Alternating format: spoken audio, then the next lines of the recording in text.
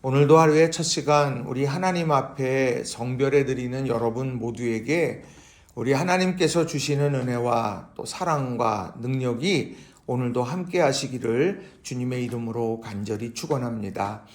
오늘은 마가복음 1장 16절부터 20절까지의 말씀을 중심으로 주님의 부르심 앞에서라는 제목으로 함께 말씀의 은혜를 나누기를 원합니다. 월드컵 경기를 보게 되면 확실한 순간이나 또 분명한 패배의 순간이 되면 이 감독이 갑작스럽게 선수를 대거 교체하게 되는 것을 종종 보게 됩니다. 그러면 해설자가 꼭 이런 이야기를 합니다. 다음 경기를 위해서, 체력 안배를 위해서 이렇게 교체합니다. 또 이 후보 선수들, 경험이 없는 선수들이 이제 실전 경험을 쌓도록 감독이 이렇게 배려해 주는 것입니다. 이렇게 이야기를 합니다.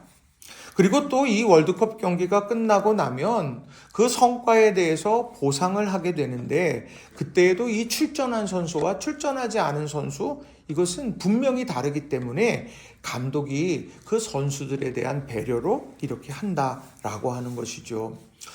그런 의미에서 승리의 순간, 또 패배의 순간, 이게 모든 것이 다 정해진 것 같아도 이게 이 상황 속에서 뛸 수 있다는 것 자체가 이게 얼마나 큰 기쁨이 되는지 모릅니다. 이 선수들의 입장에서 놓고 볼 때에도 그건 기회라고 하는 것이죠.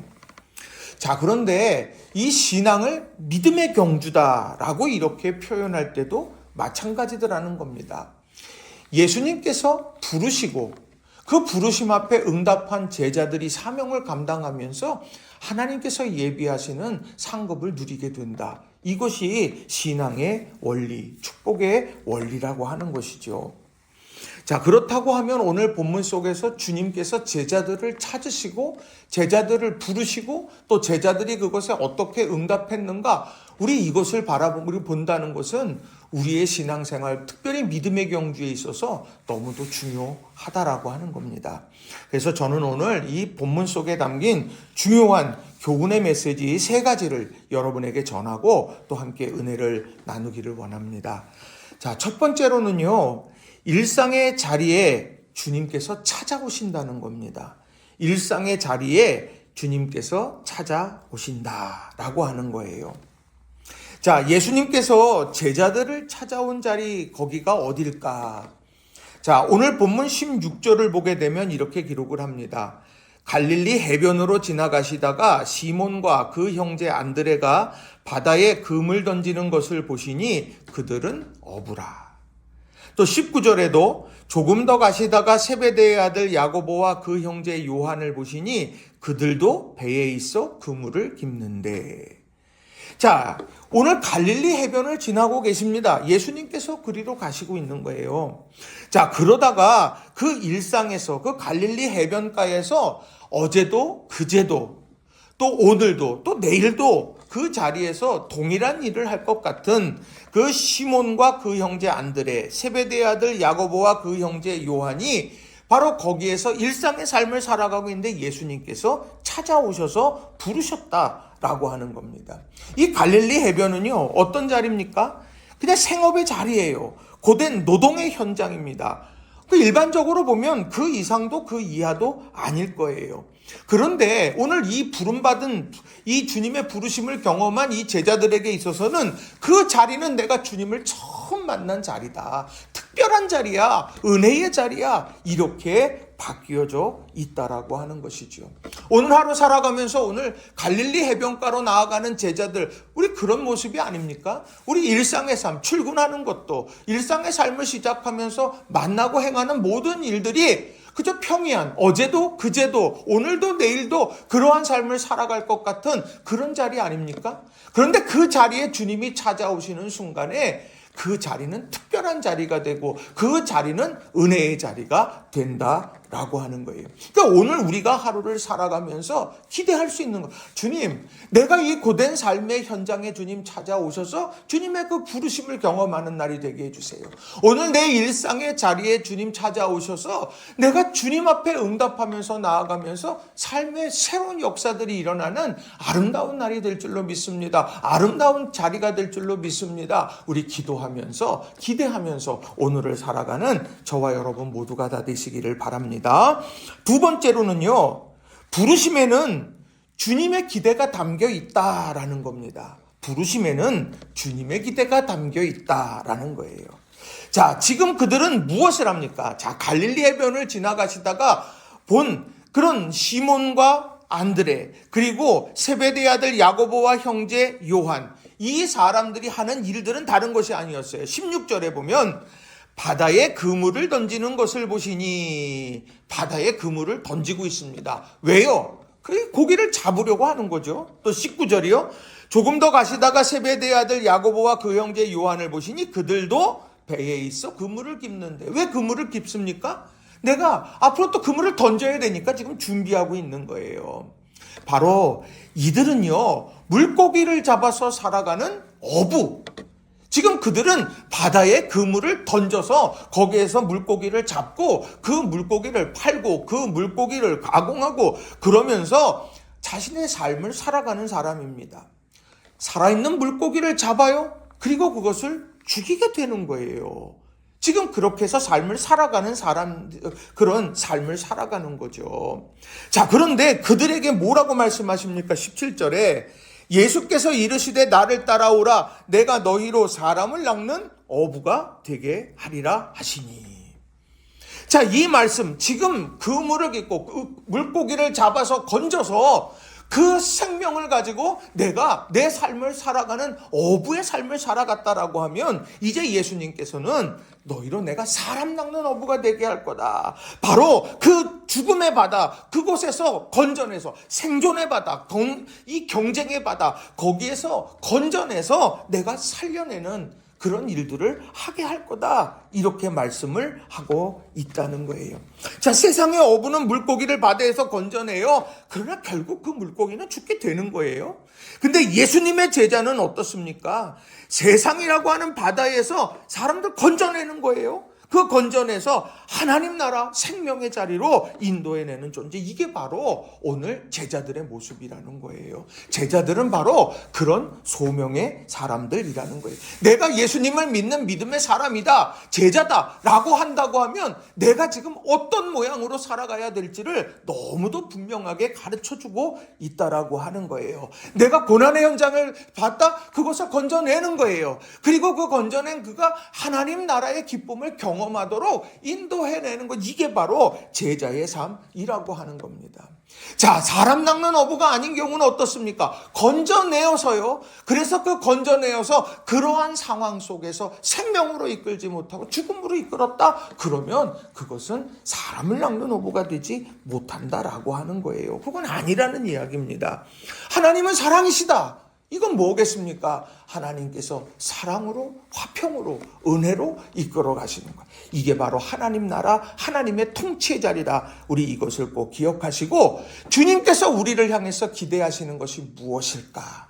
그것은 바로 오늘 사람을 낚는 어부, 그 사람을 건져내서 그 사람을 생명으로 이끌고 그 사람을 하나님의 나라의 주인공으로 세워가는 그런 거룩한 사명, 우리 그것을 잘 이루어가는 저와 여러분이 되기를 바랍니다. 가정에서도, 일터에서도, 교회 공동체에서도 우리가요, 수도 없는 상황 속에서 우리가 이 생명을 살려내는 사람 낚는 업으로 오늘을 살아가는 저와 여러분 모두가 다 되시기를 주님의 이름으로 간절히 축원합니다. 세 번째로는요, 주님을 따르기로 즉각적으로 응답해야 된다라는 거예요.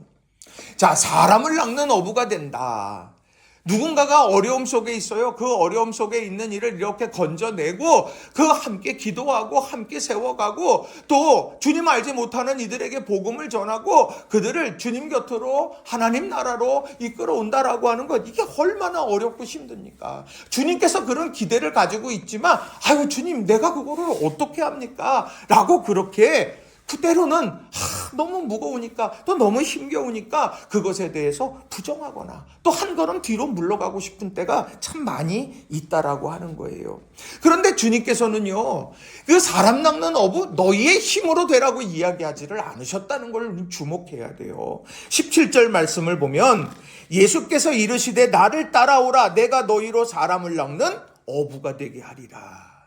자, 어부가 되게 하는데 누가 어부가 되게, 사람 낚는 어부가 되게 하냐고 그렇게 만드는 게 누구냐? 주님께서 그렇게 하시겠다는 거예요. 그런데 조건이 있습니다. 뭐냐? 나를 따라오라, 예수님을 따라오라 라고 하는 것, 이것이 예수님께서 말씀하시는 가장 중요한 부분이라고 하는 거예요. 오늘 예수님께서 디베랴 호숫가에서 방황하고 시리에 빠져서 그물을 던지며 아유 나 같은 사람이 어떻게 주님의 부활의 증인 부활의 자리에서 기쁨으로 주님을 맞아 그리고 물고기나 잡아야 되겠다 하고 그물을 내렸던 이 베드로에게 예수님께서 하신 말씀이 뭡니까? 유명한 말씀 아닙니까? 내가 나를 사랑하느냐? 내가 나를 사랑하느냐? 내가 이 사람보다 나를 사랑하느냐? 이 말씀들을 물으셨습니다. 그리고 난 다음에 그의 대답에 내가 주님 사랑하는 거 주님이 아십니다. 그 고백 위에 내 양을 먹이라, 내 양을 치라, 이런 하나님 주님께서 그 사명을 주시더라는 거죠. 그러니까 중요한 건 뭐냐? 주님을 사랑하는지 이걸 묻는 거예요. 왜요? 주님을 사랑하면 주님의 마음, 주님의 시선을 갖게 되는 거고 그 시선과 마음을 가지고 오늘 사명을 감당하게 된다라고 하는 거예요. 오늘 제자들의 부르심 앞에도 똑같은 얘기가 나오는 거예요. 나를 따라오라. 내가 너희로 사람 낚는 어부가 되게 하리라. 나를 따라. 예수님을 따라. 각자의 길이 아니라 누군가 사람의 길이 아니라고 하는 거예요. 오늘 주님의 길을 따라서 가는 그 사람, 주님의 길을 따라서 주님과 함께 길을 걷는 사람, 주님의 마음을 품고 주님의 그런 시선을 가지고 삶을 살아내는 사람들은 어느새 사람 낚는 어부가 되어 버린다라고 하는 거죠. 당연한 결과가 되더라는 거예요. 바꿔 말하면 내가 오늘 주님의 마음을 품고 주님을 따른다라고 하면 사람을 낚는 어부로서 살아가게 되는 거예요. 반대로요. 나를 따라 그렇게 하면서 하게 되면 분열과 다툼이 일어나게 되는 것이죠. 그것은 자명한 거예요. 그런데 오늘 우리 삶의 예수님은 분명하게 말씀하시는 거예요. 너 누굴 따르니? 주님을 따르냐? 이 말씀. 그리고 오늘 주님을 사랑하느냐? 이 질문을 우리에게 하고 계시다라고 하는 거예요. 이런 예수님의 말씀 앞에 제자들은 어떠했습니까? 18절에 곧 그물을 버려두고 따르니라. 20절에 곧 부르시니 그 아버지 세베대를 품꿈과 함께 배에 버려두고 예수를 따라가니라. 곧 부르시니 곧 따라가니라. 이 성경에 곧이라고 하는 이 말이 참 많이 나와요. 자, 이건 뭐예요? 따를 건데 지금은 아니에요. 따를 건데요? 지금 내 상황은 아니에요. 내가 주님 따를 건데요? 이거 하고요. 우리는 그런 것이 일상화되어 있을 때가 참 많지 않습니까? 언젠간 하겠죠. 하고 싶지 않은 게 아닙니다. 나 주님 제자로 살아가는 건 나 그거 언젠간 할 거예요. 근데 지금은 아니에요. 이 곧이 사라져버린다라고 하는 거죠. 오늘 그런데 성경은 뭐라고 말하냐? 제자들의 삶에서 곧 그물을 버려두고 곧 부르시니. 오늘 이 말씀을 오늘 우리에게 대입해야 된다는 거예요. 오늘 우리가 주님의 부르심 앞에 지체하지 않았던 제자들과는 달리 우리 지체하고 있는 것이 있지는 않습니까? 오늘 우리 삶의 이런 우리를 이렇게 붙잡고 있는 수많은 일들 하나하나들 위해 하나님, 내가 주님 따르기로 결단하고 나아가겠습니다. 주님, 나의 인생을 책임져 주시고 내가 주님의 이 믿음의 경주 앞에 달려가오니 주님께서 은총 더해 주실 줄 믿습니다. 기도하면서 나아가는 그 모습, 그게 제자의 모습이라는 거예요. 그거는요, 우리 오해하면 안 돼요. 주님께서 우리에게 너 모든 것 다 포기하고 너 모든 것 다 버려두고, 그게 아니라는 거예요. 주님을 따르는 데에 그것이 중첩되어져 있고 그것을 막아서고 있는 수많은 상황들, 그 상황 속을 정리하라는 이야기라는 겁니다. 바울 사도가요, 자신이 가졌던 모든 학식, 지식, 자신이 자랑할 만한 모든 것들, 그거 배설물처럼 버렸다고 말합니다. 배설물처럼 버렸더니 하나님께서 어떻게 합니까? 그거 아무것도 쓸데없는 것처럼 그렇게 버려두십니까? 아니요. 그 버린 배설물처럼 여기는 그걸 가지고 주님께서 다시 사용하셔서 어떻게 하세요? 바로 성경을 쓰게 하셨고 많은 사람들에게 복음의 선한 영향력을 끼치게 만들었다는 거예요. 배설물처럼 여긴다? 그게 아니에요. 목적이 바뀌는 거예요. 목적으로 여겼던 것이 수단으로 바뀌게 되는 것, 이게 바로 오늘 하나님께서 하시는, 또 주님께서 하시는 놀라운 역사라고 하는 겁니다. 그러니 오늘은 우리 그러한 주님의 부르심 앞에 즉각적으로 주님, 제가 응답하겠습니다. 주님께서 주시는 말씀 붙들고 내가 나아가겠습니다. 용서하겠습니다. 곧 사랑하겠습니다. 곧 화평하겠습니다. 곧 믿음으로 도전하겠습니다. 우리가 이런 믿음을 가지고 오늘을 살아가는 저와 여러분 모두가 다 되시기를 바랍니다. 말씀을 정리합니다. 마가복음 1장의 말씀을 우리가 함께 나눴어요. 그 중에 오늘 제자를 부르시는 장면들에 대해서 살펴보았습니다.